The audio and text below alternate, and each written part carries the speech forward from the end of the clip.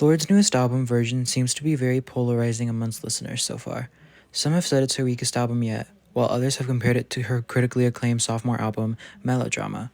While I think Melodrama is one of the best albums of the 2010s, using unique sounds that I personally had not heard at the time and that pop music hadn't utilized, after sitting with Virgin, I don't think I can say Melodrama is her best album. Melodrama is a record based in young heartbreak and the dark sounds of the city, with songs like Sober and Perfect Places being the best example of the latter. Lorde gets vulnerable with the fact that she feels like she might be the issue in her love life with songs like Liability, with the song being stripped back unlike the rest of the album, almost sounding like one take.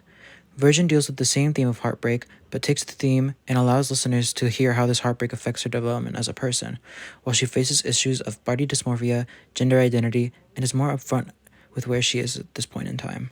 It manages to touch on topics she did on Melodrama while evolving her sound, diving into more of industrial pop, while still keeping elements from her last two records.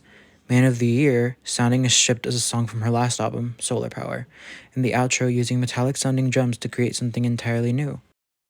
That's not to say she doesn't reference the sound of Melodrama as well.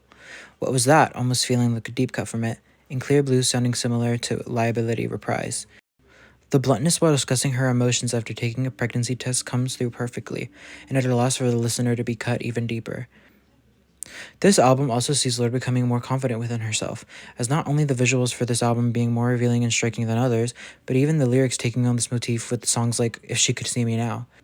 This album feels like Lorde's best album, not because it depicts how she was at her lowest, but worked through it to make it where she is now, which is hopefully a better place. In retrospect, Melodrama felt like a much-needed stepping stone to get to Virgin, to get to a place where she feels comfortable enough to share what she does about her personal life.